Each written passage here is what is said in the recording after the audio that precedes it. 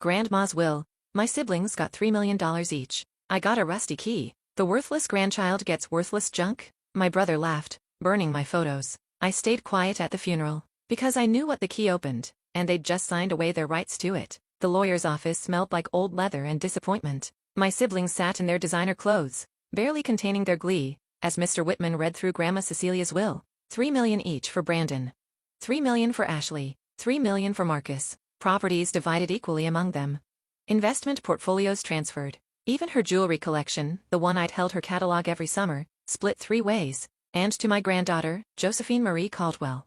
Mr. Whitman paused, adjusting his glasses. I leave the contents of Safety Deposit Box 447 at First National Bank on Meridian Street. That was it. No money, no properties, just whatever was in a safety deposit box. Brandon snorted. Figures. Even dead, Grandma knew Joey was the family disappointment. Brandon, our mother chided weakly, but she was already eyeing the inheritance tax paperwork, calculating her children's newfound wealth. Ashley didn't bother hiding her smirk. Maybe it's some savings bonds, you know? Enough to pay off those student loans from that art degree. Marcus, the eldest and cruelest, was already on his phone. Probably just her old photos and worthless mementos. Grandma always was sentimental about junk. Mr. Whitman slid a small envelope across the mahogany table. My name was written in Grandma's spidery handwriting. Inside, a single brass key, spotted with rust, attached to a leather tag that read only 447. That's it. Ashley laughed. Joey gets a rusty key to what? A box of costume jewelry. The worthless grandchild gets worthless junk, Marcus said, standing. Seems fitting. He pulled out his phone, showed me the photos he posted from Grandma's house that morning. My childhood artwork, photos of me with Grandma, letters I'd written her from college. All burning in the backyard fire pit. Cleaned out your old room, he said casually. Made space for my home office. Grandma's house is mine now, after all. I fingered the key, staying silent. Let them talk. Let them gloat. Let them sign every document Mr. Whitman placed before them with eager, greedy fingers. Miss Caldwell, Mr. Whitman said quietly when my siblings were distracted with their windfall. The bank closes at 5. You might want to visit sooner rather than later. Something in his eyes, a flicker of knowledge, maybe amusement. I nodded once. The funeral was that afternoon. A lavish affair my siblings had planned to showcase their newfound wealth. Brandon gave a speech about family legacy while wearing a new Rolex. Ashley dabbed at dry eyes with a handkerchief that cost more than my rent. Marcus talked about preserving Grandma's memory while living in the house where he burned my photos. I sat in the back, the rusty key heavy in my pocket. After the service, relatives I hadn't seen in years suddenly remembered I existed. Joey dear, I heard about the will. Aunt Patricia cooed with false sympathy. So unfair. But then you were never really close to Cecilia, were you? She left me what she wanted me to have, I said simply. A key? Uncle Robert laughed. To what? Her cookie jar. I smiled, said nothing, and left early. Let them gossip.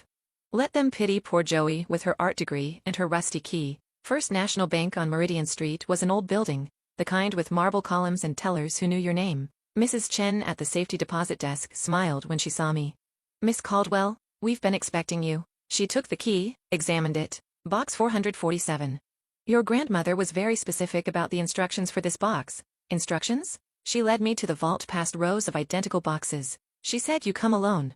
Said you come after the others had signed everything. Her eyes twinkled. She also said you'd understand why when you opened it. Box 447 was larger than I'd expected. Inside, 3 things. 1. A manila envelope, thick with documents. 2. A leather journal, worn and familiar. 3. Another key, modern silver, attached to a tag with coordinates. I opened the journal first, recognizing it immediately. Grandma's investment diary. The one she'd kept religiously for 60 years. The one my siblings claimed never existed when they ransacked her study looking for financial records. The final entry was dated a week before her death. My dearest Joey, by now, your siblings have gleefully divided what they believe is my entire estate. Let them. The money I left them is real, enough to keep them satisfied and stupid. What they don't know is that the millions they receive represent exactly 15% of my actual wealth. You see, my darling girl, while your brothers and sisters spent their visits asking about my will and checking my bank statements, you spent yours asking about my life. While they cataloged my possessions, you cataloged my stories. And in those stories, I told you everything. Remember the tale about your grandfather's foolish investment in that little Seattle coffee company? The one your father laughed at? Starbucks turned those worthless shares into quite a fortune. Remember when I told you about buying useless land in Austin back in the 70s? The parcels your siblings called Grandma's dirt collection? That dirt is now in the heart of the tech district. The key you're holding opens more than a box, Joey. It opens the door to everything I really owned. Everything I kept hidden from grasping hands and greedy hearts. The documents in this box will lead you to 47 commercial properties across 7 states. Investment portfolios worth approximately $280 million. Our collections in climate-controlled storage? Yes. Including the money your brother said was fake. The vineyard in France your sister claimed I invented. The publishing rights to your grandfather's patents. And the crown jewel, the 1,800-acre ranch in Montana where I taught you to ride. All held in trust, all in companies they never knew existed. All waiting for the only grandchild who loved me for me, not my money. There's one condition, my dear. You must never share this wealth with your siblings. Not out of cruelty, but because they've already shown you who they are. Brandon burned your memories. Ashley mocked your dreams. Marcus destroyed what you loved. They chose their inheritance. Now choose yours. The silver key leads to the ranch. Your real inheritance isn't money, Joey, it's freedom. The freedom to create, to live, to be exactly who you are without apologizing to anyone. All I love. Grandma sees. P.S. Mr. Whitman has been my lawyer for 40 years. He's the only one who knows the truth. Trust him. He has instructions to help you claim everything properly and quietly. P.P.S. The rusty key? It's from my first apartment, the one where I started with nothing. I kept it to remember that wealth isn't what you're given. It's what you build. You, my dear, have been building all your life. I sat in that small vault room and cried.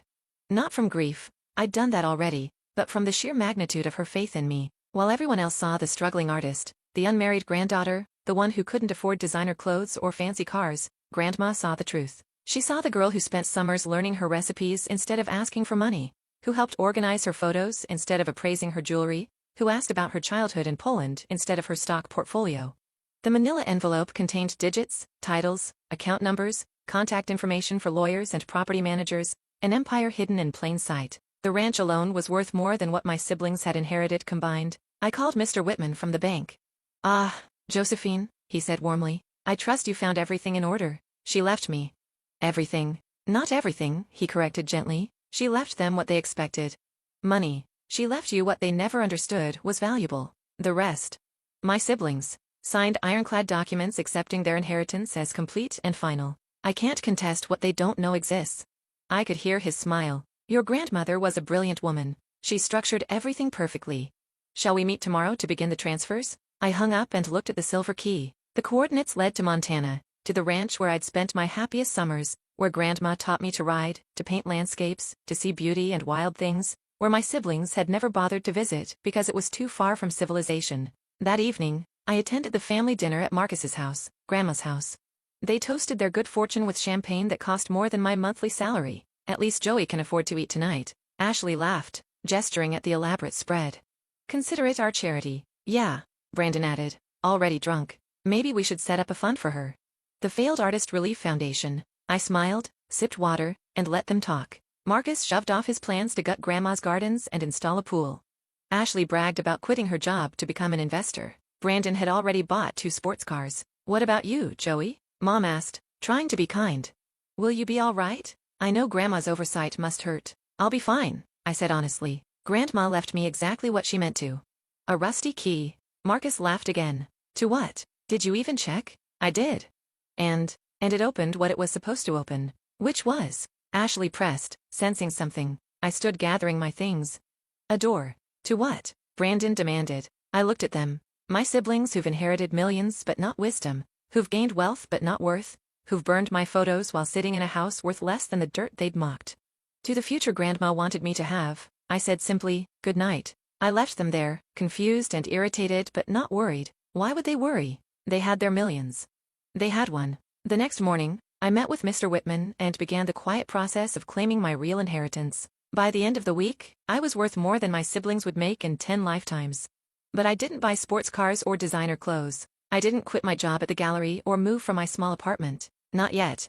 Instead, I flew to Montana, used the silver key to open the ranch house, and found one last gift. A studio Grandma had built just for me, with north-facing windows and views of the mountains. On the easel was a note. Paint your truth, Joey. It's worth more than their lies. 6 months later, my first solo art exhibition opened in New York. The mysterious buyer who purchased the entire collection for $2.3 million remained anonymous. The Lee check was drawn from a company called CLC Investments, Cecilia Louise Cobble Investments.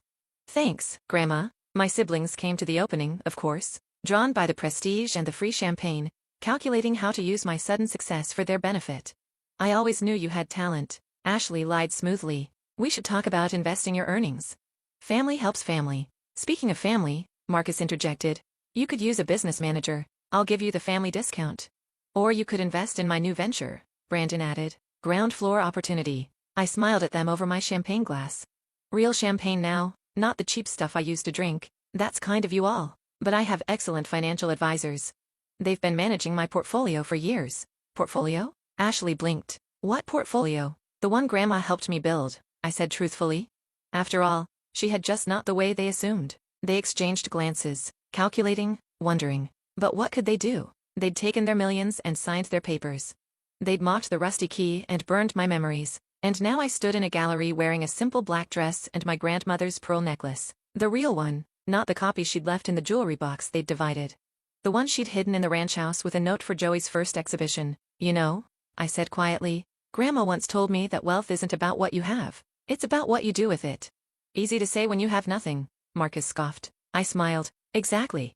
They left early, frustrated by my calm and their inability to figure out my sudden success. Let them wonder. Let them assume I got lucky with art sales.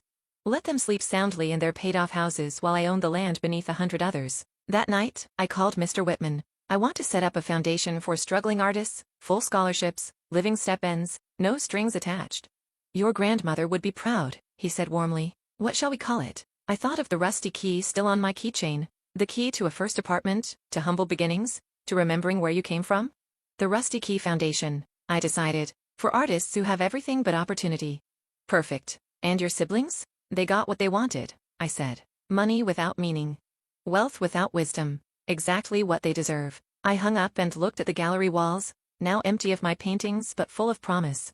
Tomorrow, I fly back to Montana. I had a ranch to run, properties to manage, a fortune to shepherd. But tonight, I raised a glass to the woman who saw me clearly, who gave my siblings enough rope to hang themselves with greed, who left me a rusty key that opened every door that mattered. Thanks, Grandma, I whispered, for knowing the worthless grandchild was worth everything. Somewhere in her house, Marcus slept soundly, never knowing he lived in the smallest property in Grandma's true portfolio. Ashley dreamed of investments, ignorant that her millions were pocket change compared to the accounts she'd never known existed.